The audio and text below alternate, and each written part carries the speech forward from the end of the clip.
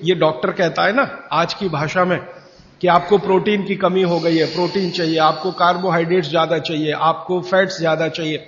तो ये जो कुछ भी चाहिए इनको रसायन शास्त्र की भाषा में मैंने आपको समझाया कल और आज कह रहा हूं कि ये 18 तरह के सूक्ष्म पोषक तत्व हैं जिनको मिल जाने से आपके भोजन को संपूर्णता मिलती है, माने भोजन पूर्ण होता है। और संयोग से या प्रकृति के कुछ ऐसे नियम से ये सारे तत्व मिट्टी में हैं, इसलिए मिट्टी के बर्तनों का उपयोग आपके लिए बहुत ही अच्छा है। दूसरा मैंने आपको कारण बताया था विज्ञान का। जिस वस्तु को खेत में, कृषि भूमि में पकने में जितना ज्यादा समय लगता है, रसोई घर में भी उसको ज्यादा समय में ही पकाना चाहिए।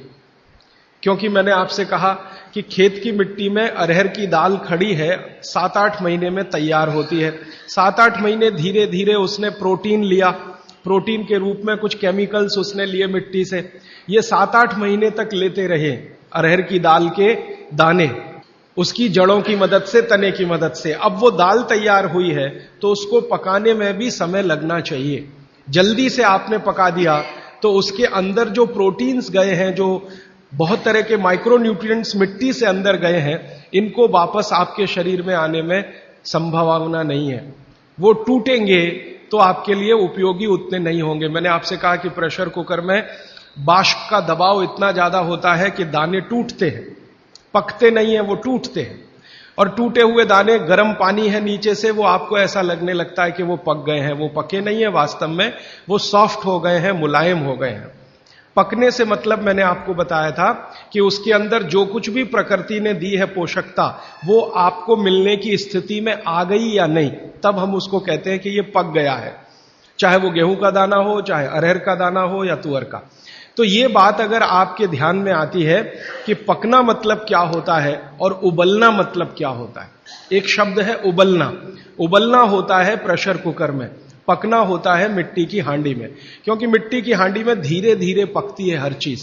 कारण क्या है? मिट्टी जो है ना, ऊष्मा की कुचालक है। आप में से जो विद्यार्थी हैं वो जानते हैं, बेड कंडक्टर है, ऊष्मा की कुचालक है।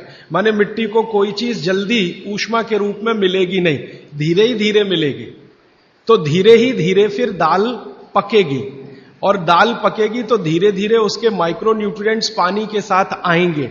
फिर आप वो खाएंगे तो आपके शरीर को पूरी पोषकता मिलेगी।